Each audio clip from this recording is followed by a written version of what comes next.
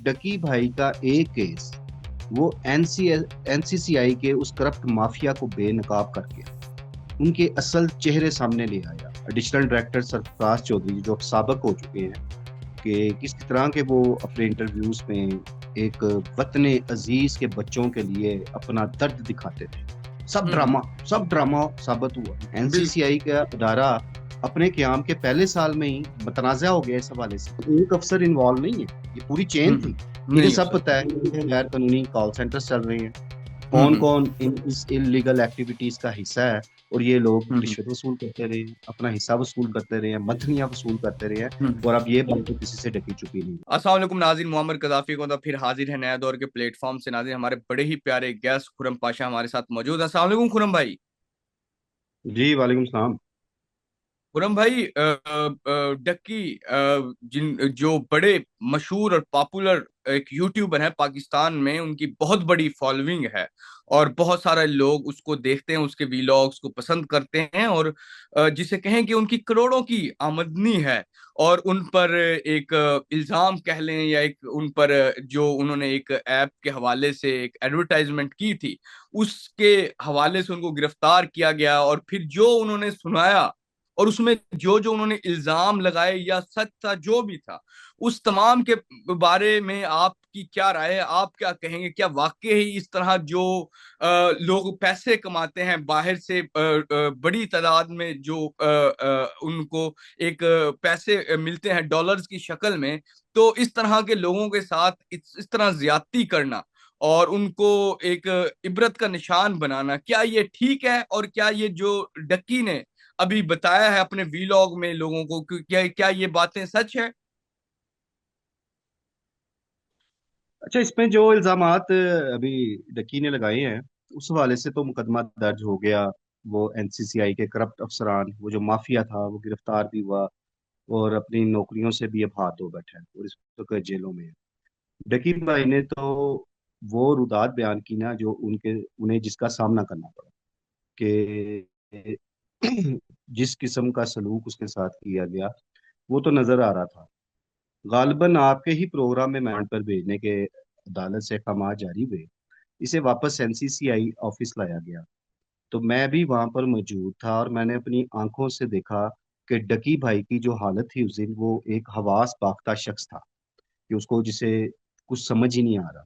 कि अगर कोई उसे सवाल कर रहा था वहां पे, उसे पूछ रहे थे डकी भाई से कि क्या बना तुम्हारा, जुडिशल रिमांड पे भेजने के अहकाम जारी हो गए, तो वो एकदम एक अजीब सी कैफियत थी उसकी। वो ऐसे भुखला के पूछता था, जी क्या पूछा, और फिर ऐसे ऐसे सर हिलाता था। और एक खौफ के जो साए थे डकी की आंखों में वाज़िया तौर पर नजर आ रहे थे। और ये उसकी जो मेंटली कंडीशन थी, फिजिकली कंडीशन थी, वो ये बता रही थी कि उसे किस तरह इन्होंने टॉर्चर किया होगा।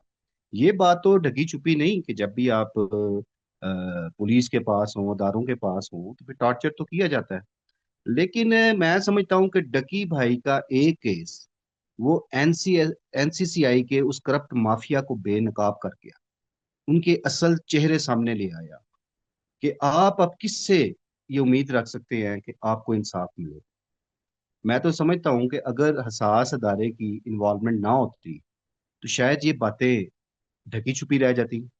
और आज अगर डकी भाई ने ये जुर्रत की है कि उसने सब कुछ बताया है, तो मे भी जब बाहर वो आता तो जमानत तो हो ही जानी थी, तो वो खामोशी इख्तियार कर लेता, तो कभी भी एनसीसीआई के अफसरान की ये स्याह करतूतें सामने ना आती। अफसोस होता है, खसूसन एडिशनल डायरेक्टर सरफराज चौधरी जो अब साबिक हो चुके हैं, कि किस तरह के वो अपने इंटरव्यूज में एक वतन अजीज के बच्चों के लिए अपना दर्द दिखाते थे। हम्म। सब ड्रामा साबित हुआ। कि हम्म। अब आप, अब तो मैं तो ये कहता हूँ कि अब एनसीसीआई के अफसरान को अपनी साख को बहाल करने में एक बड़ी मेहनत करना पड़े। बिल्कुल। एनसीसीआई का अदारा अपने क्याम के पहले साल में ही मुतनाज़ा हो गया इस हवाले से।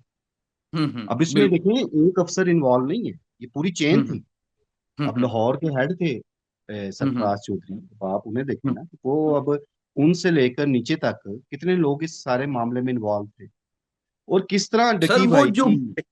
आप इन्वेस्टिगेशन तो करते ही हैं, वो तो समझ आती है, लेकिन सर गालियां देना, जिस तरह वो डक्की ने बताया है कि गालियां दी गई, तो ये कौन सा कानून है जो उस पर लागू किया एनसीसीआईए की जानिब से?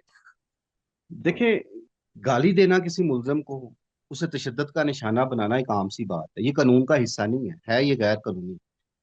जो हम्म। कुछ हुआ गैर कानूनी हुआ। अगर उसको गालियां दी गई, तशद्दुद किया गया, और फिर जिस तरीके से उसे पैसे वसूल किए गए, सब गैर कानूनी। और जब तक इन अफसरान को इबरत का निशान नहीं बनाया जाएगा, ये दीगर अफसरान के लिए मिसाल नहीं बनी। ये बातें तो आम हैं कि जब भी कोई मुलजम होता है, ख्वाह वो किसी की भी तहवील में हो, उसे गालियां भी दी जाती हैं, उसे मारा भी जाता है। आज डकी भाई का मामला सामने आ गया।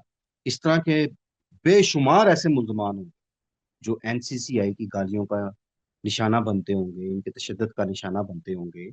तो ये कोई मेरे नजदीक नई बात नहीं। सर, चपेड़े डकी भाई करवाई ने उसको, वो जुर्म की डक्की है। जिस तरह बता रहा था, कहता कि चपेड़े मारी गई, और मतलब कि ये हम तो सुनकर बड़े मतलब कि अफसोस हुआ कि इस तरह का मामला किया है। और इस पर भी कोई एक्शन लेगी गवर्नमेंट, जो इस तरह के उन्होंने किया उनके साथ? देखिए, मैंने पहले बात की है कि ये सब का सब जो कुछ भी हुआ डकी के साथ इलीगल एक्ट है। हम्म। अगर उस तरह कोई जुर्म था, आपने उसके खिलाफ मुकदमा दर्ज किया, इंक्वायरी की, तो अकॉर्डिंग का लॉ आप चलते। फिर हम्म। अगर आपके दिल में वतन अजीज के बच्चों का इतना ही दर्द था, तो फिर ये रिश्वत वसूल ना करते, उसे डराते धमकाते ना, उसकी बीवी के साथ बदसलूकी ना करते, उसकी बूढ़ी माँ और उसके बूढ़े बाप के हवाले से जो चीजें सामने आई हैं, वो तकलीफ दे हैं।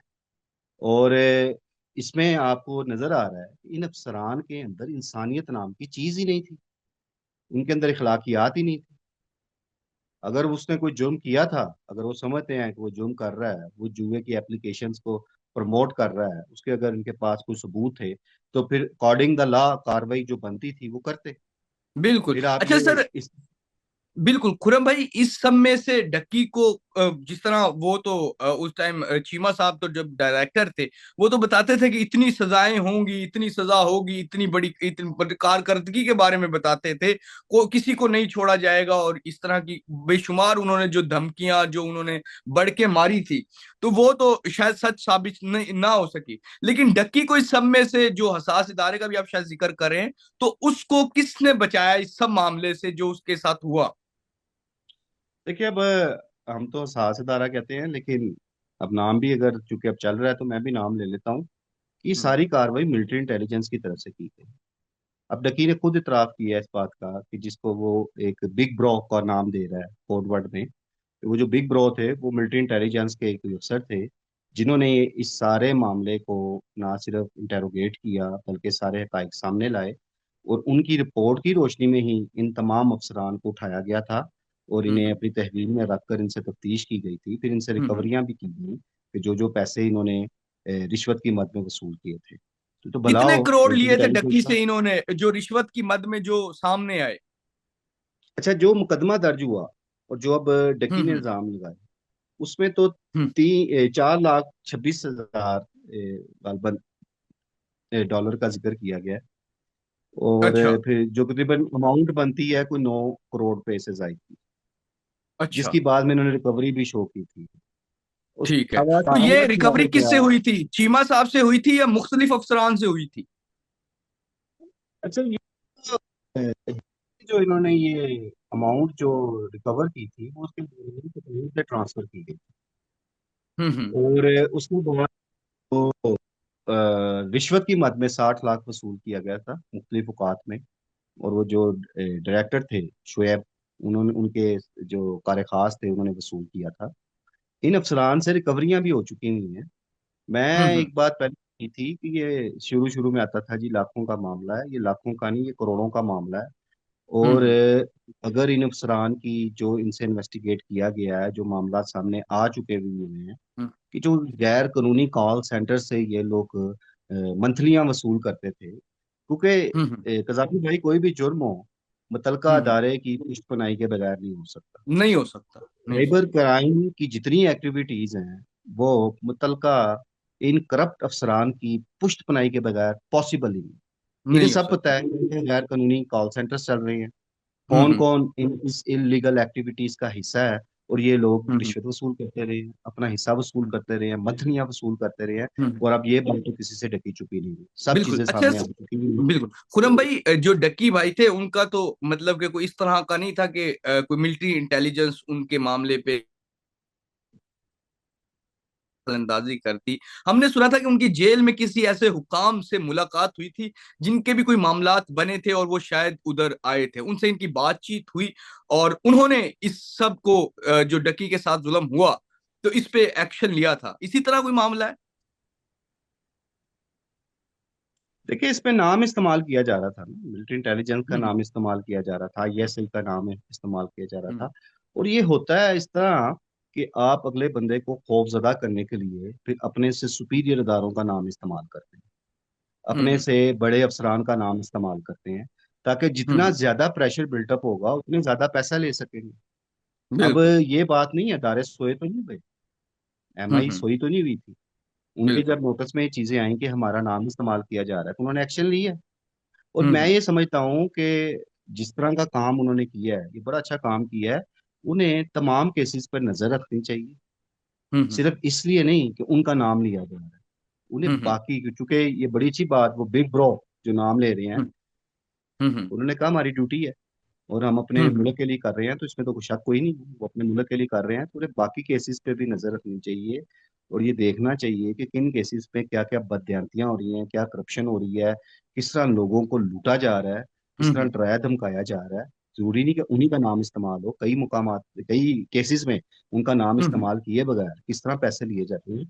अब इन चीजों को हम्म सामने लाना चाहिए, और ये जो करप्ट माफिया है, जिनकी हम्म अहम पोस्टों पे तैनातियां हैं, इन्हें हटाया जाना चाहिए। और ये तो चंद अफसर बेनकाब हुए हैं, मैं नहीं कहता पूरा एनसीसीआई करप्ट है, बड़े अच्छे अच्छे अफसरान भी उसमें बिल्कुल मौजूद हैं जो ऑनेस्ट हैं। बिल्कुल। लेकिन दीगर कोई ऐसे, अगर इनकी बाकियात खसूसन हम्म जो इनसे हम्म जुड़े हुए दीगर कोई अफसर थे या एहलकार थे, उनके खिलाफ भी एक्शन लेना चाहिए। और अगर उनसे इन्वेस्टिगेट किया जाए तो बहुत सारे केसेस में जो रिश्वतें हम्म। तलब की गई होंगी, वो सारे केसेस सामने आएंगे।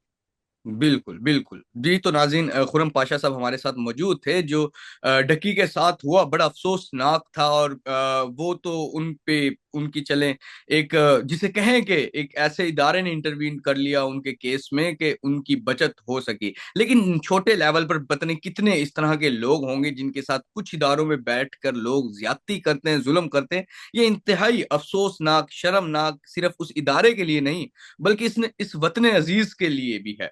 तो फिलहाल के लिए नाज़रीन, नया दौर से मोहम्मद कजाफी को और खुरम पाशा को इजाजत दीजिए। खुदा हाफिज।